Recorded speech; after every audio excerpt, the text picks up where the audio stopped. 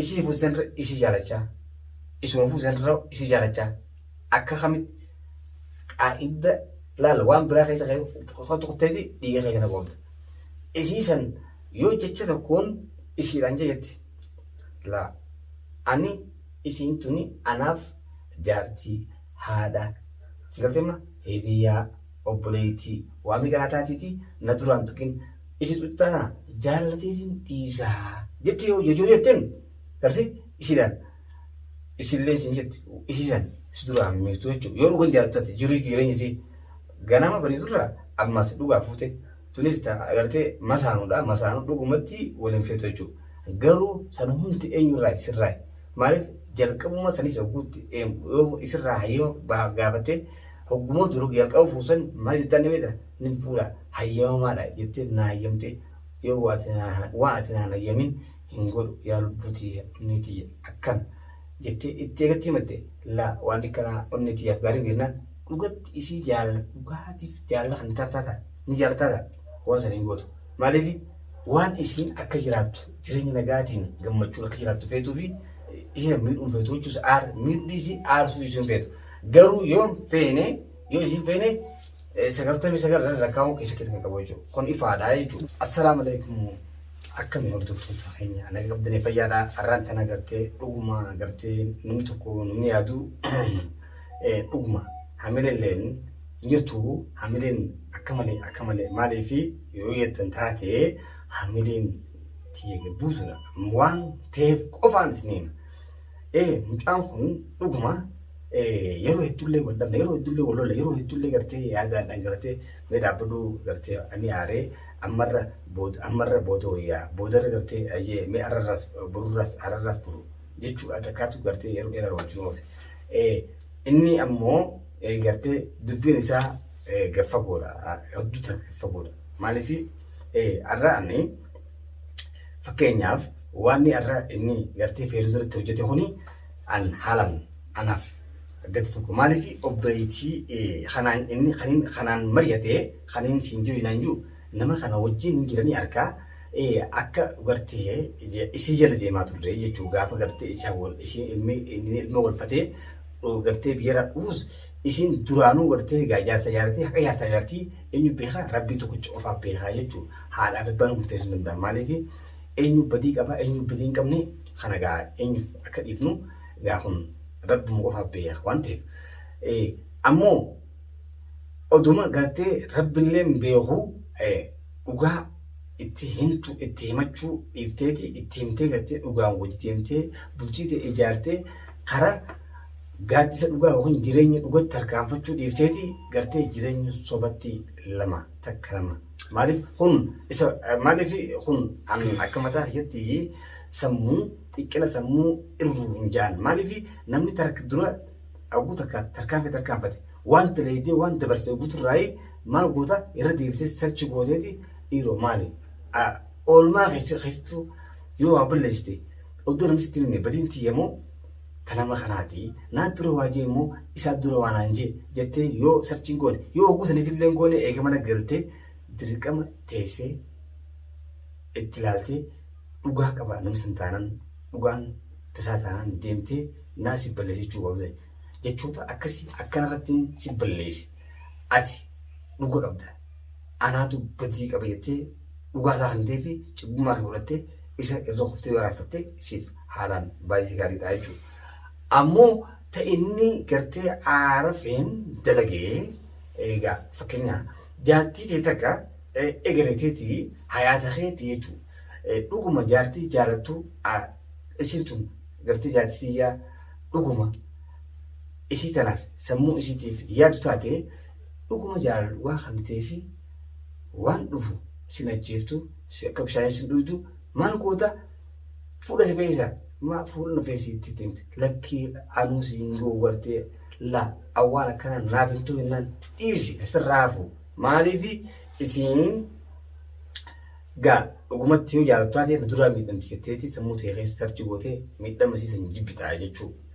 Garuu ammoo yoo dantaa takka hin jaalanne dantaa irraa hin qabaanne maal goota waanuma feete irratti dheedaa jechuudha. Saniif jalqabuma gartee dursa gaafa fuudhu deemtusanii isirraa dhaabbata. Maaliif sammuu ta'e keessatti waan fuuldura keessa jiru ni beekta. Akka fuudhu deemtus ni beekta. Isirratti ni fuudhettee beektan yoo jalqaba dhiiftee sammuu ishee wada dhukkubsitee gama rabbitti illee jibbuu gama namatti illee jibbuu.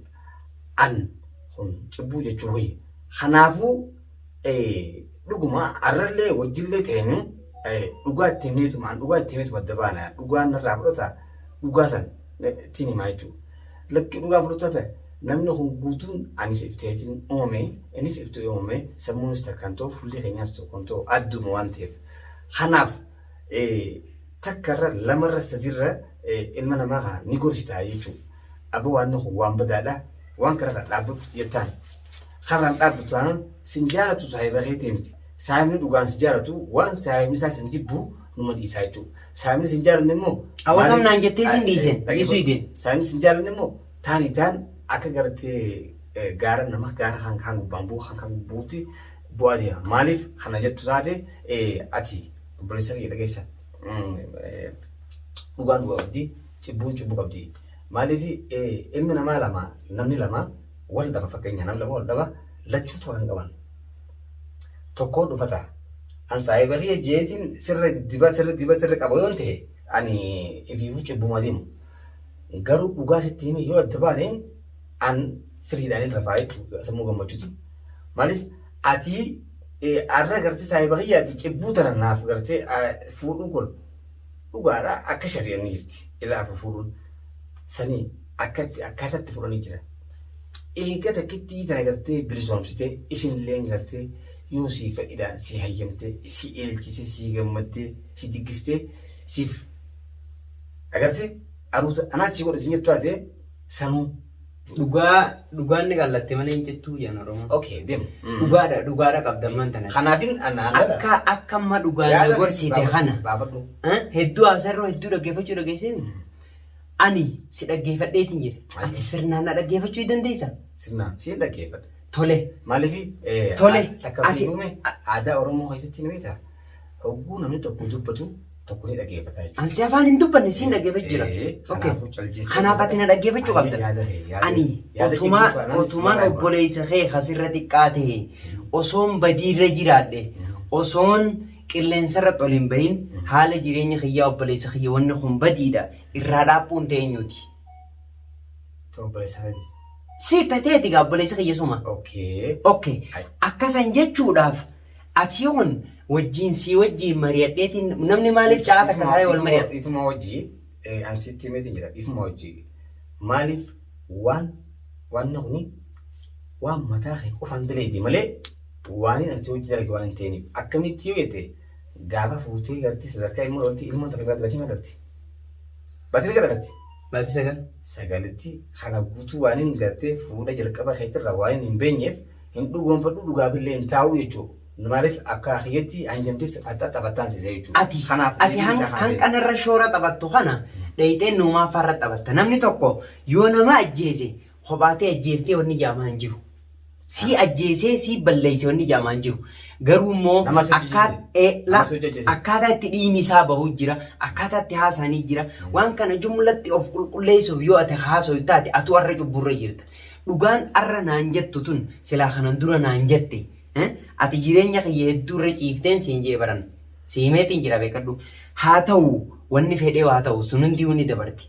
Arras boris garuu tayyib ani balleesseetiin telefoona kee cufadha. Atoo maaliif telefoona kee cufattees jeesi gaafannaan maal naan jetteeti? Akka waan tokko jira bara. Ne beekaa feetu qulqulluu ta'ii akka jenne beekaa hattuu biratti yoo sheekha taate hattuu hojii dandeenya. Awwa hattuu tan irraa deddeebiin. Dhaggeeffadhu dhugaa laala beekaa. Atuu jecha na hatu jira. Yoo gartee sharmuuxa bira si harkanii gartee ati sharmuuxa ta'in ni qulqulluu nyaata keessa hin jiraanne sharmuuxa jaamtaa jechuudha. Ati jechuun gaa murtee atuu gartee yoo nama yaadu taate finni murteessitaa. Akkoo ansinaa ittiin goonee takka jiru halaaliin hin fuudhe haadha abbaa gaafadhe garuu ta'e isitti immoo dhabuun dogoggora jee isitti. Ambar dhugaa sitti himee addoo baane rakkoota kan qabu. Hayyee dhugaa natti buusan natti himee adda baane. Amma bar mataa na nyaatiniiti dhaggeeffadhu laalamoo. Si mataa na nyaachiru moo naas nyaachu jira. Waa tokko jiraara asitti himeetiin jiraara. waan nuun waan amma badee miti waan amma balleessitee miti waan jalqaba balleessitee hin dagatii yoomillee wanni jalqaba badee boodarran toluu eenyu jeeboo jecha kanaa isaa fiddee an si wajji keeysan jiru si wajjiin balleessine ayyee hin toluu miti bar anamatti waa'ee tolaatii bar toloote dhuguma jalqaba gartee amana beeta irra guddisee waan akka mataa hedduu odoo nama biraatuun ta'in isinuun ta'in waan nama aarsu beeta waan tokko gartee nattuu hiccisiisan himtee yoo deemtee fakkeenya waan san goote gaafa sitti namni siiqoosa fudhatte jechuu dandeessa. Taakati ati ammoo sanillee itti himne deemtee sadarkaa ilmoo kophaatti gooteeti jaartiin qaba guyyaa keessa jettee kun odoo gartee yoo maallaqa irra kaachuu ta'es yoo gartee inni gaa ishiin gaa hayaata kiyya jetteeti tibeeti hayaata keessatti gadiitti jirti ati hayaanni kee lama wajji taanaan hogguu kana gartu taate aniin kun namni kun shororkaayiti sammuu biraa keessa gala yaada biraa keessa gala yaadni biraa maalee hogguun siin jiru namaan an ittiif kanneetutu miidhaa akkanaa naaf fidee yookaan shabaha kana na darbee akkamittiin ilma namaa kana amanaa sadarkaa kana keessa galaa jechuudha namni kun. Kanammoo eenyu godhe jalqaba amman banne jalqaba irraa silaatti himtee eegaaf illee siin tuqeetiin jettee himtee gartee kanaa godheetti yoo deemteen rakkoota kan jiru ammoo si gala eega gartee waan kun dheerate yoo fakkeenya maallaqa ta'e yoo lubbuu namaa ta'e yoo gartee isiin sanillee duubaan goositee ajjeesiin jetteeni inni kun dhufee ajjeesaa adaan kana guutuu akkamittiin inni hayaata kiyya na wajji beeka ankasaan beenye kun hayaata egereetiyaaf hin ta'u jettee walamantiin ammoo odoon ta'in fuulduraafillee hin dhufuu jechuudha. Maaliif hin dhufne beekta? Shakkiin dhufte jechuudha. Yoo dhuguma arra haqaaniin hojjedhe jettee haqattee quraana qabattee sammas hin amantu. Maaliif waan kanaa si dheerateeti waan yeroo gabaabaa hin taane waan sadarkaa mataa namaatti teessitee. Sunisiin hajattuu baraati jechuun dandeessu. Abbar an waan tokko san dhayineeti boruma mana kiyya dhayine dhaggeeffadhu dhugaa boru dhayineeti walumaanuu laalla. Sammuusee tanatti bishoo qafoodha malee amma kana mataa. An silaa sammuun tiyya qafoo taate siinuu mari'adha. Dhaggeeffadhu an bar eega waa balleessite naan mari'achuun bar eega oduu waan san hin bar balleessite namatti hin dhaqadhuu naan hin mari'atini maanaan hin jin. Waanni kun bar jalqaba gaafa Hawaati maantan erga karaa tokko nama wajjin seente karaa san irraa nama elaabaduun siin fayyadu takka jee yoo nan badiirra jiraadhellee badii tanarraa dhaabbu jettee yoo dhugarra na hojjitu maamtee achi. Isiis taanaan itti himuu kiyyaafan qabu. Hayyanatti mi amma maaliif waan arranatti himtu kanan siin jee bara. Isuma sanuu itti harkumaaf teessa. Akkumaan arra jee kanaan isiidhaan jechuu ta'a. Isuma san bira. Yoo isin jettee isiin si ariiteef. Isin. Aboota nama urjii ati turaan jechuu taa'an siin jee maaliif hin jedhan beektaa? Nan nyaatu nan liqimsitu naan kuttu naas nama dhugaa taanaan abbaan fedhan na wajjin jira. Soba taanaan na biraa darta gurra ta'a jechuudha. Kanaaf ati jaarsa kana gaafattee jirta isa kana gaafa horomtu. Gaafadheetiin jira akkamitti hayyee deemii jaartiin guddoon haadha isiidhaan. Wal mari'atu maan jeeniini ati akka dhalatti dhalaan kun beeka ni yaaddi beeka. Onaafate wal harkaan na dhageessa nuumaafaa bira nin gala boruma na kayyatti sumaachan deemu taa'u duwwaa du'u hordoftoota keenya isinillee nu faana turan isiniin jaa hundeen immoo nama qulqulluuf godhu jira qulqullummaa ta'e isaanii dhaqee matta bo'o natti nimin nagadhiisoo. Sittiin maal dhaggeeffadhu? Maal natti hin taane maal natti hin taane? Dhaggeeffadhu sittiin maal? Sinnatti nimin dhugaan feetu bar dhugaa jibbuus jaaladhu sachi dhayitee himta dhugaa ta'edha. Aboo dhugaan ni jibdaatu. Ati faradaadha. Osii faradaadha si jibba. Amma kana jibbuudha maal fudhachuuti amma? An maaliin fudhachuu diti maal nan jettee waan itti hojjette jibbuudha. Waan cubbuun hojjedhe tana isaan dura dhayitee himtan jee. Isiisa duraas arraas boruus je'eetumaa siin adda ba'uu ta'a. Naan adda baatus dhiiftus. Ati xiqqoo jettee fuutee taas. Ittumaan himu ta'a. Maaliif samiisitti muusii sumaan na jiraachisaa osoo hin taa'utus. Siin hojii fuuldura wal garra kaan. Egaa hordoftoota keenya dhugaa namatti himuun gartee nama gartee aarsuu jechuudha.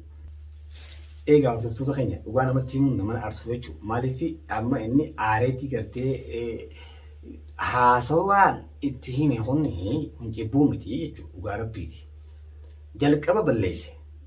Badii turundi waan amma toltuun jalqaba balleesse gaafuma sanuu jaartii gujan jechuun jiruuti jechuudha. Jiruu teessitti waan dhoofatuun hin qabdu jechuudha. nama jaartii jechuun nama qullaa wajjii ciiftuu jechuudha.